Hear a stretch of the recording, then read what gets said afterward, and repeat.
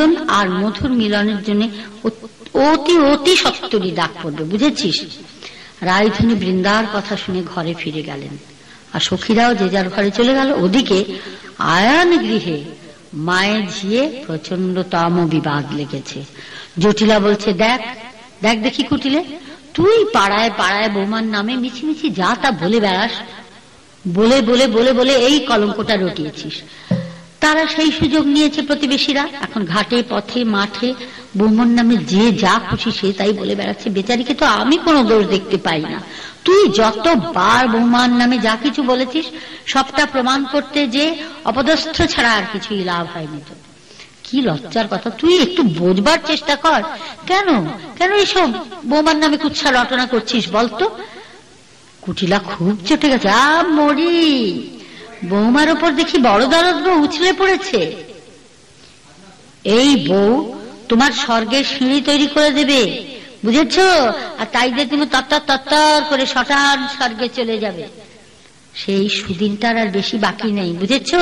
আমি বুঝি সবকিছুই, যত দোষের ভাগ আমার। তুমি আমার নামে কেন দোষ দিচ্ছ?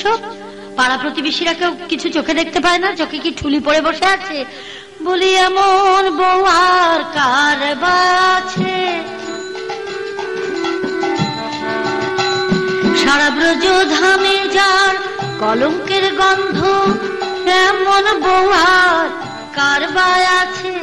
আমি বলিলে যত মন্দ, এমন বউ আর কার আছে? আমি বলিলে যত মন্দ। তার সর্বাঙ্গে কৃষ্ণ প্রেমের গন্ধ, সর্বাঙ্গে কৃষ্ণ প্রেমের গন্ধ, তাই ঘাটে পথে রটেছে মন্দ। দেখিলে তার ছলার ছন্দ, কার মনে না জাগে ছন্দ? দেখিলে তার চলার ছন্দ, কার মনে না জাগে মন্দ? সবাই দেখে শুনেই বোঝে, কেউ বোকা নয়। তুই তোর বউয়ের হয়ে অত কথা বলতে যাস না। জটিলা বলছে, আচ্ছা কুটিলে, তুই আমার পা ছুঁয়ে সত্যি করে বলতো, তুই যা বলছিস তাকে তুই দেখেছিস? দেখে বলছিস? বল, পা ছুঁয়ে বল। কুটিলা চুপ করে দাঁড়িয়ে আছে। জটিলা খুব চটে গেছে। কি হলো? ছোঁবার সাহস নেই। ভবিষ্যতে জগৎ জন্তুর নাম করবে, তুই যা বলে যাচ্ছিস বৌমার নামে সে আর কর্তব্য নয়, বুঝেছিস? আমি এখনো বলছি, ক্ষান্ত হমা, ক্ষান্ত হ, এগুলো করিস না। তখন কুটিলা বললে, কি তুই আমাকে এত দূর কথা বললি? আমি সত্যি সত্যি তোর এত কথা শুনে আর এখানে প্রাণ ধরবো না।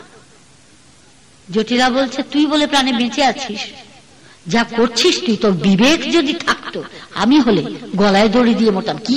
হ্যাঁ, তাহলে গলায় দড়ি দিয়েই মরবো। চললাম, আমি গলায় দড়ি দিয়ে মরবো। আয়ান দাঁড়িয়েছিলেন, পেছনে দাঁড়িয়ে সব কথা শুনেছেন। শুনে এসে বোনের হাত ধরে বলছে, কোথায় যাচ্ছিস? কোথায়? মরবি? জম তো এখন তোকে নেবে না। তো কুটিলা বলছে, কেন জম নেবে না কেন? দেখো দাদা, তুমি বুঝি সব আড়াল থেকে শুনেছ?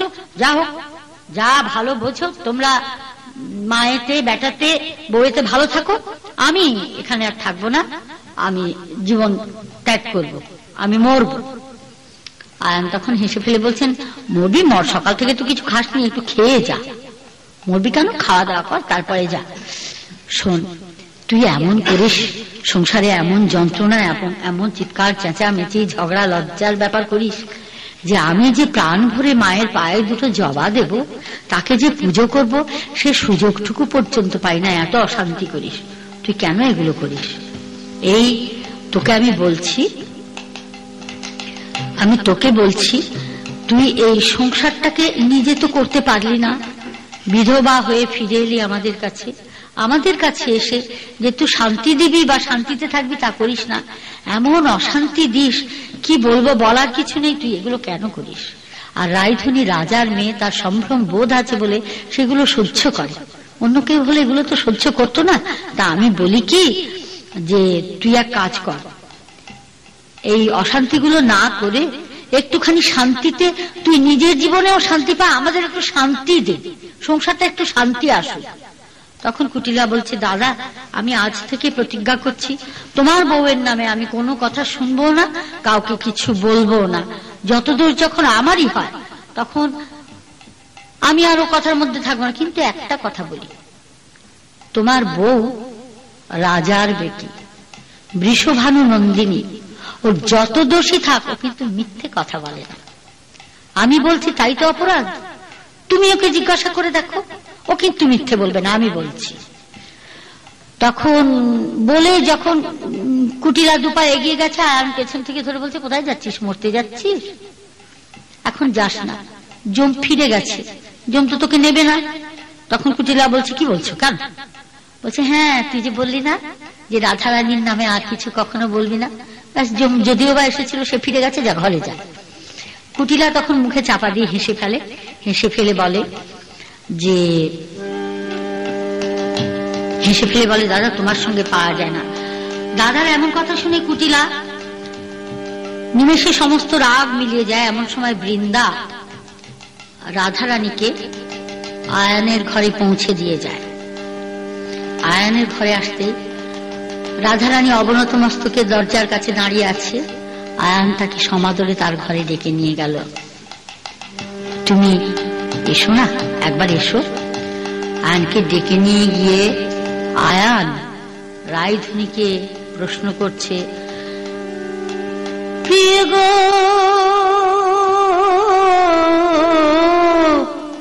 তুমি কাহার সন্ধানে গিয়েছিলে কোন কাননে? তুমি গিয়েছিলে বুঝি নিধুবনে? আমার মা ভবানীর চরণ তলে গিয়েছিলে বুঝি নিধুবনে? আমার মা তোমাকে কি বলিল? বলো বলো বলো প্রিয়ে, মা তোমাকে কি বলিল? কি যে শান্তি জগদম্বার কোলে, তুমি ছাড়া কে বুঝিবে? কি বা শান্তি জগদম্বার কোলে? জীবন আমার ধন্য হতো, আমার তুমি সঙ্গে নিলে। জীবন আমার ধন্য হতো, আমার তুমি সঙ্গে নিলে। প্রাণ খুলে ডাকতাম একবার মামা বলে, দোহে মিলে। প্রাণ খুলে ডাকতাম একবার মামা বলে, দোহে মিলে। রায়ধনী বলছেন, শ্রীকৃষ্ণ একবার কালী হয়েছিলেন নিধুবনে। আয়ান তা দেখেছিলেন, মানে রাধারানীকে ধরতে গিয়ে দেখছেন শ্যাম নয় শ্যামা মায়ের পুজো করছে। আয়ান নিজে ছিলেন শক্তির পূজারী, তাই দেখে রাধারানীর উপরে তার যে শ্রদ্ধা, সেই শ্রদ্ধার জন্য উনি বলছেন যে তুমি কি নিধুবনে মায়ের পুজো তো করতে গেছিলে? রায়ধনী বলছেন, না, আমি নিধুবনে যাইনি, আমি নিকুঞ্জ কাননে গেছিলেন। আয়ান বলছে, একটা কথা প্রশ্ন করি প্রিয়ে। বলছে, কি? আচ্ছা, তুমি কি আমায় ছাড়া আর কাউকে ভালোবাসো? আর পাড়ার লোকে যা বলে বেড়াচ্ছে এ কথা কি সত্যি? রাধারানী বলছেন, আমি কাউকে ভালোবাসি না। পাড়ার লোকে কে কি বলে আমি তাতে কর্ণপাতও করি না। তবে হ্যাঁ, একজনকে ভালোবাসতে চাই। তার বাড়ি কোথায়, কিরকম? ভালোবাসার যখন অঙ্কুরোদ্গম হতে থাকে, পরক্ষণে দেখি তার যুগলপত্র হবার পূর্বে প্রতিকূল বায়ুতে তা শুকায়ে যায় গো। আমি তাকে ছাড়া ভালোবাসি না কাউকে। যাকে ভালোবাসে জগতের লোকে, তাকে ছাড়া ভালোবাসি না কাউকে। ভালোবাসার যদি অঙ্কুর ওঠে, প্রতিকূল বায়ু শুকায় তাকে। ভালোবাসার যদি অঙ্কুর ওঠে, তখন আমি মরি কেঁদে তখন আমি, মরি কেঁদে কথার বোঝাই কাকে, তখন আমি মরি কেঁদে কথায় আর বোঝাই কাকে। আয়ান বলছেন, তুমি যাকে ভালোবাসতে চাও সে কে, আর সে কি তোমায় ভালোবাসে? রাধারানী বলছেন, আমি যাকে ভালোবাসতে চাই সে স্বামীর স্বামী, জগৎ স্বামী। আর তিনি আমায় ভালোবাসেন কিনা তা তো আমি জানি না, তবে এই ভালোবাসার কোনো বিনিময় নাই, এর কোনো প্রতিদান নাই। প্রতিদান নাই বলে একে বলে নিষ্কাম ভালোবাসা। এই ভালোবাসার নামান্তরে প্রেম। প্রেম শোন প্রিয়, এই ভালোবাসার নামান্তরি প্রেম, এই প্রেমের নামান্তরি মিলন, এই মিলনের নামান্তরি মুখ্য। এর তুলনা নাই, এ যে অতুলনীয়। তবে ও তুমি শুনে রাখো, তুমি আমার ইহলোকের স্বামী, তিনি আমার ঐহিক পারত্রিকের একমাত্র বন্ধু। তাই তোমার মাধ্যমেই আমি তাকে ভালোবাসতে চাই। কিন্তু তুমি তুমি আমাকে আশীর্বাদ করো, আমি যেন তোমার মাধ্যমে তাকে ভালোবাসতে পারি। আয়ান বলছে, প্রিয়ে সবই তো বুঝলাম, আমি না হয় তোমাকে আশীর্বাদও করব, কিন্তু না হয় জগদীশ্বর জগৎ স্বামীকে লাভ করলে তুমি। এই কথা তো আর পাড়াপড়শিরা বুঝবে না, তারা শুনবেও না, আর তোমার কলঙ্ক ঘুচবে না। রাধারানী বলছেন, প্রিয় লোকের কথায় কি আসে যায় বলতো? যার কারণে কলঙ্ক, তিনি কলঙ্ক ভঞ্জন করবেন। তখন আয়ান প্রশ্ন করছে, এটা কি তোমার ধর্ম? রাইধুনী বলছেন, কেন বলতো? এটা শুধু আমার ধর্ম হবে কেন? যেটা ধর্ম সেটা সারা বিশ্বেরই ধর্ম।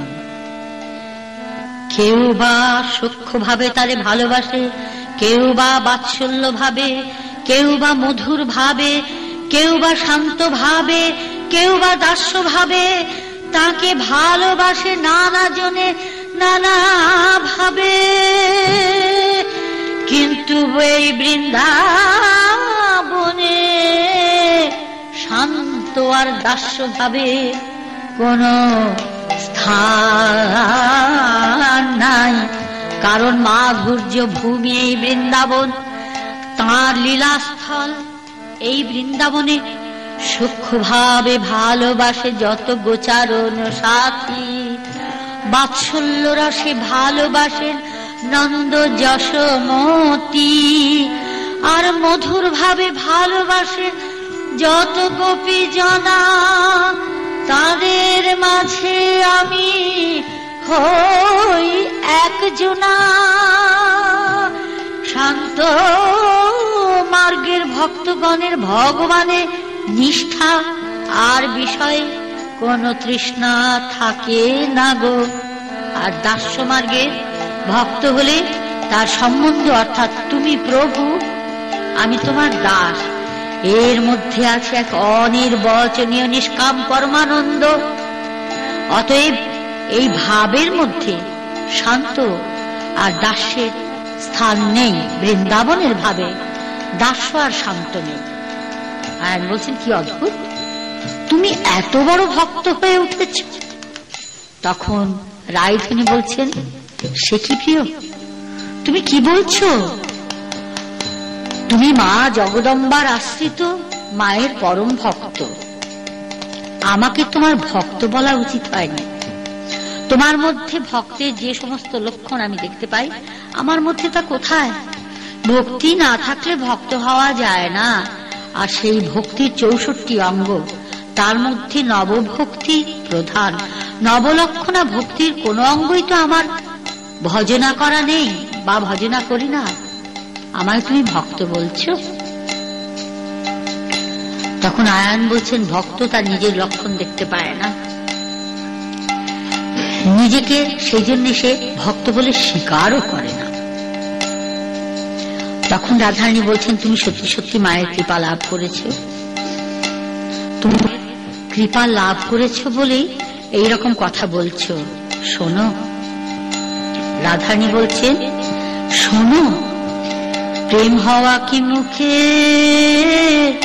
কথা গো, তবে শোনো প্রিয়, প্রেম ও কথা শ্রবণ হতে ইচ্ছা হয়, শ্রবণ হতে ইচ্ছা জাগে, ইচ্ছা হতে লালসা জাগে, লালসা হতে পাবার উদ্বেগ হয়, উদ্বেগ হতে চিন্তা হয়, চিন্তা হতে জাগরণ হয়, তারপর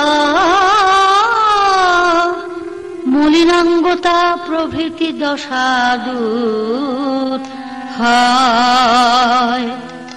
কৃষ্ণ প্রেমের লক্ষণ প্রকাশ পায়, এই লক্ষণ হতে যোগাযোগ হয়, এই যোগাযোগ হতে মিলন হয়, এই মিলন হতেই পূর্ণ, এই পূর্ণই পরমানন্দ, সেই প্রেম আমার হয়েছে। তুমি কি বলছো? আমি অত বড় ভাগ্যবতী এখনো হয়ে উঠতে পারিনি। এই ভক্ত কথার প্রসঙ্গে আমার একটা কথা মনে হয়, বাবা বলতেন শিষ্য হতে ভক্ত অনেক বড়, কারণ ভক্ত কথাটা এলো কোথা থেকে? আমরা বলি বিমুখ, বিরূপ, অর্থাৎ মুখ ফিরিয়ে নেয়া, রূপ বিকৃত হওয়া, বিরূপ, বিমুখ, বি কথাটা বসাই আমরা উল্টো খারাপ দিকটা বোঝানোর জন্য। সেই রকম বিভক্ত, অর্থাৎ দুভাগে ভাগ হয়ে যায়। এই বি কথা উঠে গেলে ভক্ত, অর্থাৎ দুভাগে ভাগ নয়, ভক্ত আর ভগবান একাকার। ভক্ত কথার মানেই হচ্ছে ভগবান এবং ভক্ত একাকার। তাই ভক্ত কথাটা শিষ্য কথার থেকে অনেক বড়। যাই হোক, আয়ান বলছে, কেন প্রেম হলে আবার চলেও যায় নাকি? তখন রাধারানী বলছেন, হ্যাঁ, প্রেম হয়, সে প্রেম আবার চলেও যায়। প্রেমের ভাবের ক্ষুণ্ণতাও প্রকাশ পায়। অতএব প্রেম সবসময় থাকে না। কি রকম থাকে না? না, কৃষ্ণ প্রেমের সূক্ষ্ম গতি অন্তর্মুখী আর বহির্মুখী। যখনই হয় অন্তর্মুখী তখন কৃষ্ণে ডুবে থাকি, হা কৃষ্ণ বলে কৃষ্ণ প্রেমে মজে থাকি, হা কৃষ্ণ বলে কৃষ্ণ প্রেমে মজে থাকি। অন্তর্মুখে কৃষ্ণ প্রেমে তখন আমি মজে থাকি, অন্তর্মুখী কৃষ্ণ প্রেমে তখন আমি মজে থাকি। যখন আবার বহির্মুখী তখন উন্মাদিনী থাকি, কলঙ্ক রটে শতমুখী, দুঃখ করে করব বাকি। ব্রজ হবে কৃষ্ণমুখী, যখন ব্রজ হবে কৃষ্ণমুখী আমার দুঃখে দুঃখী হবে। ব্রজ হবে কৃষ্ণমুখী আমার দুঃখে হবে দুঃখী, ব্রজ হবে কৃষ্ণমুখী আমার দুঃখে হবে দুঃখী, ব্রজ হবে কৃষ্ণমুখী আমার দুঃখে হবে দুঃখী।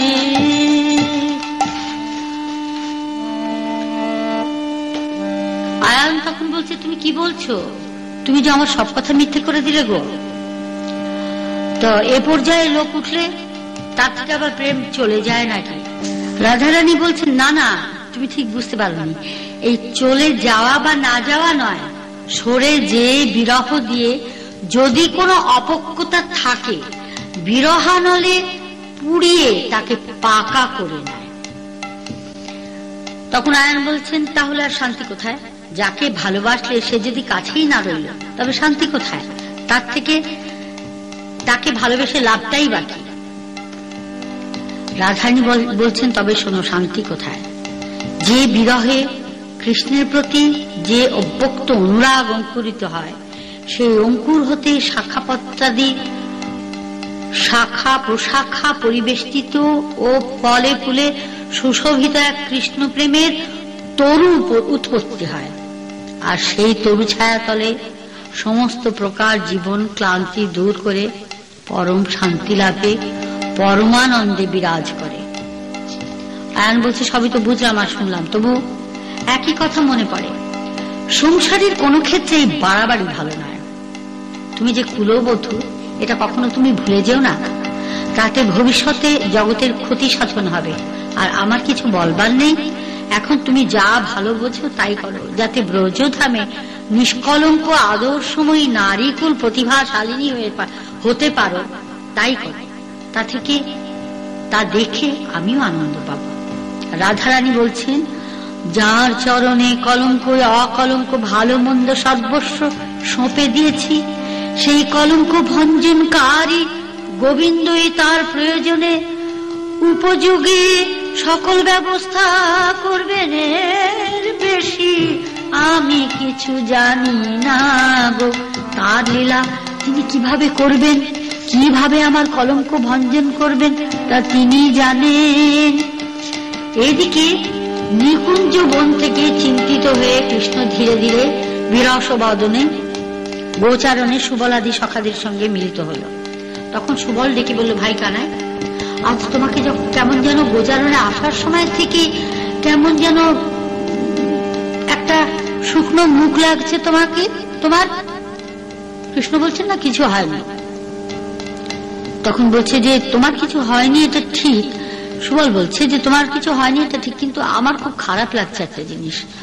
কৃষ্ণ বলছেন, কি খারাপ লাগছে? বলছে, দেখো এই গোচারণে আসার সময় পথে ঘাটে মাঠে আমরা কেবলই তোমার আর রাধারানীর নামে কলঙ্কের কথা শুনে এলাম, বুঝেছ? আমাদের ঠিক তোমাদের নামে কলঙ্কের কথা শুনতে ভালো লাগে না। শ্রীকৃষ্ণ যেন কিছুই হয়নি এরকম একটা ভান করে বলেছেন, ভাই সুবল এক কাজ কর, তোরা ধবলি শ্যামলি ধেনু ইত্যাদি নিয়ে না সময় মতো ঘরে ফিরেছে। আমার শরীরটা বড় অসুস্থ হয়ে পড়েছে, আমি ঘরে যাই, আমার ভালো লাগছে না। তখন সুবল আর কিছু না বলে উঠলো, তাহলে তুমি একা ঘরে যাবে কি করে? তোমার তো শরীর ভালো না, আমি এগিয়ে দিয়ে যাই।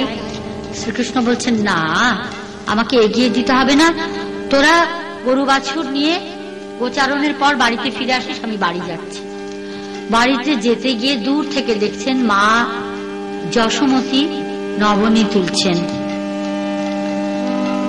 কৃষ্ণ দূর থেকে বাঁশি হাতে নিয়ে ধেই ধেই করে আর নাচছে আর বলছে, ওরে বাঁশি বাজো তোরে,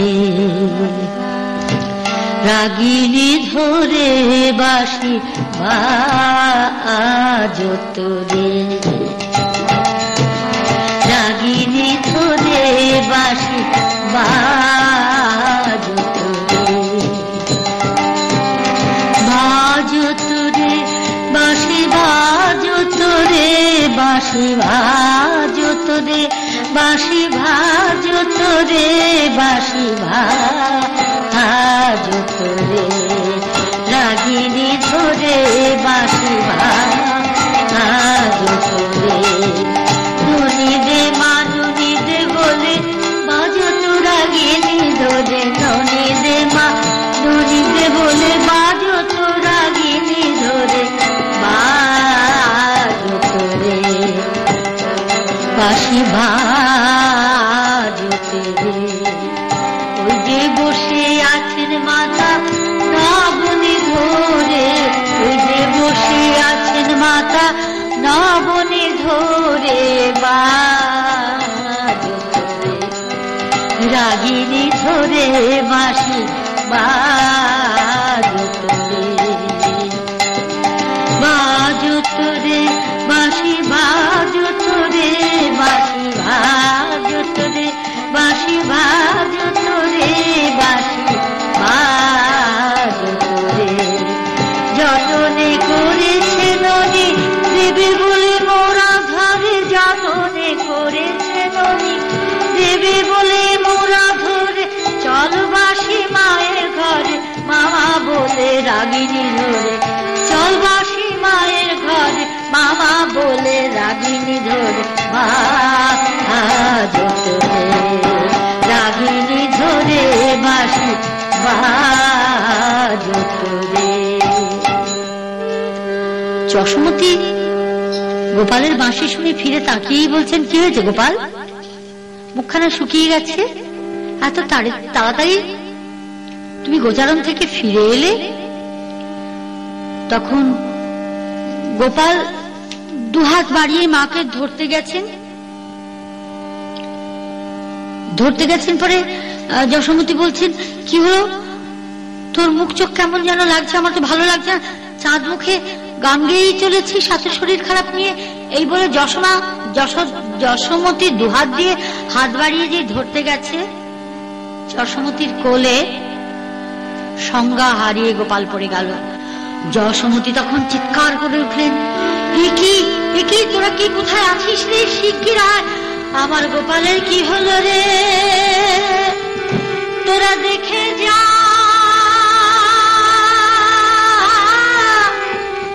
দেখে যা রে,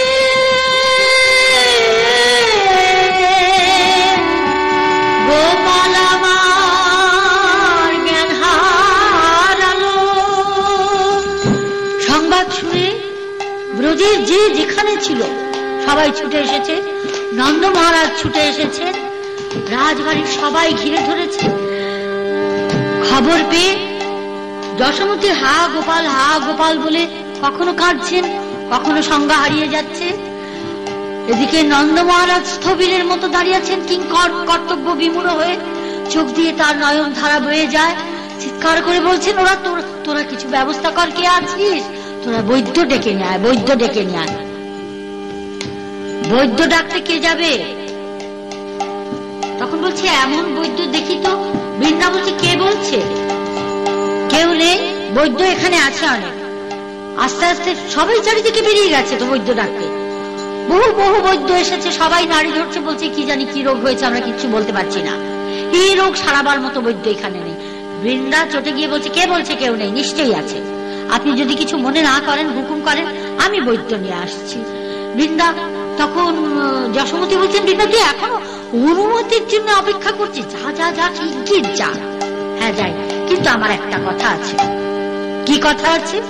কথা হচ্ছে যে শুধু বৈদ্যকেই আমি ডেকে আনবো না, তোমার গোপালকে যে যেভাবে ভালোবাসে আমি সবাইকে ডেকে নিয়ে আসবো এখানে। যদি কারো দ্বারা কিছু হয়, এই সংসারে কার দ্বারা কি উপকার হয় কেউ তো বলতে পারে না। অতএব যশোমতী বলছেন, শোন, তোর অত কথার দরকার নেই তো, তুই যা ভালো বুঝিস তাই করগে, যা তাড়াতাড়ি যা। বৃন্দা অমনি বৈদ্যের উদ্দেশ্যে ব্রজের পথে ছুটে চলল। এদিকে লীলাময় প্রাণ গোবিন্দ আমার, তার লীলা পূরণার্থে ছদ্মবেশী বৈদ্য, অর্থাৎ মা যশোমতীর কোলে শুয়ে আছে এক গোপাল। তিনি আবার সূক্ষ্ম দেহ থেকে স্থূল ধারণ করে ছদ্মবেশী বৈদ্য সেজেছেন। বৈদ্যরূপে বৃন্দার সম্মুখে উপস্থিত হয়েছেন। বৃন্দে, তুমি এত ব্যস্ত হয়ে ছুটছো কোথায়? বৃন্দা বলছে, ওসব কথা এখন তোমার কাছে আমার বলার সময় নেই, আমি আগে খবর দিয়ে আসি। রাজবাড়িতে গোপাল ভীষণ অসুস্থ বলে দৌড়ে গেছে, গিয়ে জটিলা কুটিলা এদের বললো যে শোনো, গোপালের এরকম অবস্থা হয়েছে, তোমরা সব যাবে কিন্তু, বলে চলে এসেছে। বৈদ্য পেছন গেছে। বৈদ্য বলছে, কি হলো বলো, কি হয়েছে? বলে, জানো না, আমাদের গোপালের অজ্ঞান হয়ে গেছে, অচেতন হয়ে গেছে, কোনো বৈদ্য সারাতে পারছে না। তুমি আবার কি, চেনা নাই শোনা নাই পরিচয় নাই, পেছন থেকে বৃন্দা করে ডাকছে, এখন সারা দেবার সময় আছে আমার, ডাকবে না এখন। তখন বৈদ্য বলছে, ও হরি, তুমি আমাকে চিনতে পারোনি? বৃন্দা বলছে, কি করে চিনবো, সাতজন্মেও তো মুখ দেখেছি বলে মনে পড়ে না। তা উনি যেন আমার একেবারে 14 পুরুষের ঠাকুর এলেন, ওনাকে চিনতে হবে। এখন আমার একেবারে বিরক্ত করো না, আমার মাথার উপরে ভীষণ বিপদ। তুমি আমাকে চিনতে পারোনি বৃন্দা? বৃন্দা বলছে, কি করে তোমায় চিনবো বলো, সাতজন্মেও তো তোমাকে দেখেছি বলে মনে পড়ছে না। তো কি একেবারে চেনার আছে কি আমার 14 পুরুষের গুরু ঠাকুর রে? এখন আমাকে বিরক্ত করো না, আমার ভয়ানক বিপদ চলেছে, বুঝেছো? তুমি এখন যাও তো এখান থেকে। তা বৈদ্য বলছে, তা এখন আর আমায় চিনবে কেন? বিপদে পড়েই তো আমাকে মানুষ ডাকে, তাই না? তা বিপদে না পড়লে তো কেউ চেনে না। তা বৃন্দা বলছে, অত অভিনয় না করে তাহলে বলো না তুমি কে, পরিচয়টা দিয়ে ফেলো। বৈদ্য বলছে, আমি কে? যেজন ভব ব্যাধিতে হয় আবদ্ধ, সেই ব্যাধির আমি বৈদ্য, আয়ুর্বেদে হই আদ্য, আমি হই গো বৈদ্য নামটি আমার শুদ্ধের শুদ্ধ, নামটি আমার শুদ্ধের শুদ্ধ। সবাই বলে অপাপবিদ্ধ, নামটি আমার শুদ্ধের শুদ্ধ। ক্ষণে না বিক্ষণে বৈদ্য আমি যে গো চেনা বৈদ্য, ক্ষণে না বিক্ষণে বৈদ্য। তবু আমার চেনে না কেউ হয়ে জীব, মায়াবদ্ধ সবার মাঝে ঘুরে বেড়াই। কখনো মুক্ত কখনো বদ্ধ সবার মাঝে ঘুরে বেড়াই। কখনো মুক্ত কখনো বদ্ধ সবার মাঝে ঘুরে বেড়াই।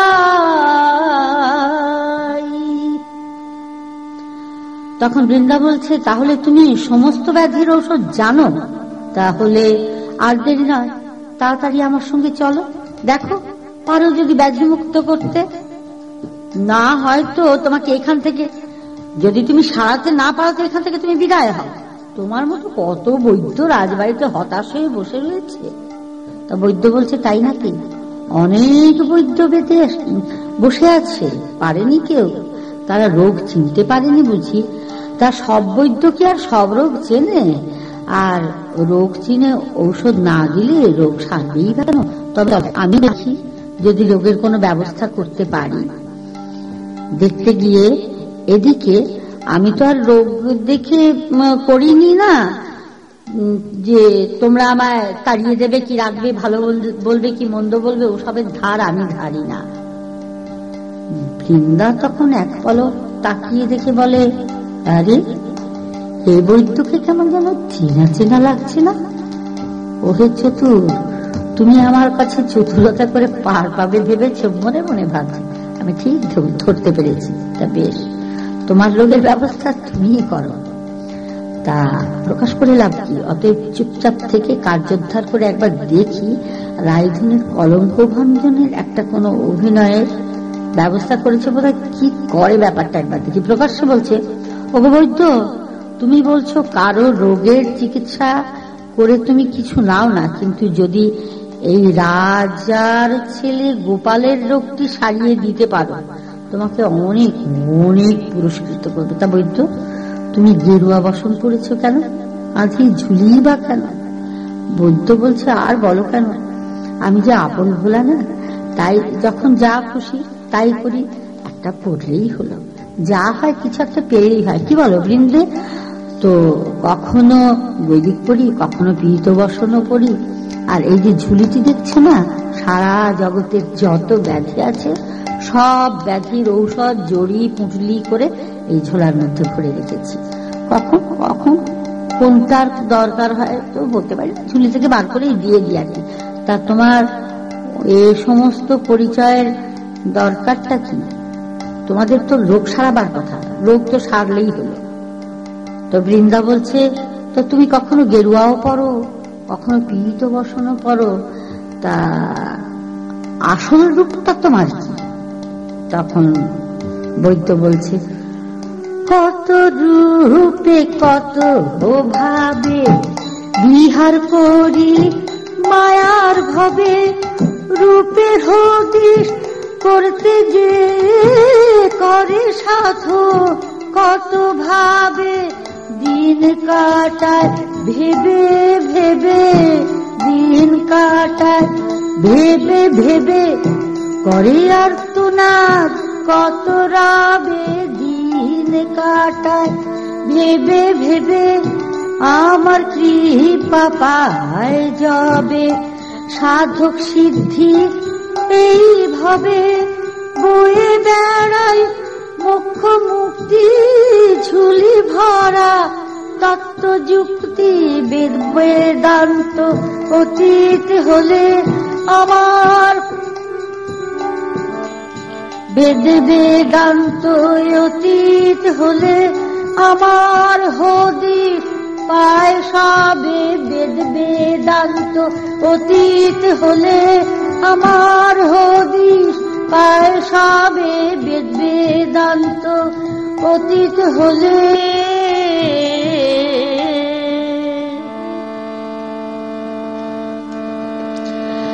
তা বেশ হয়েছে, তোমার সব পরিচয় পেলাম।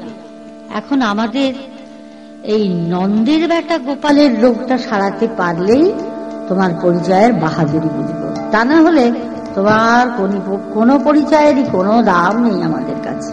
চলো চলো, আর দেরি করে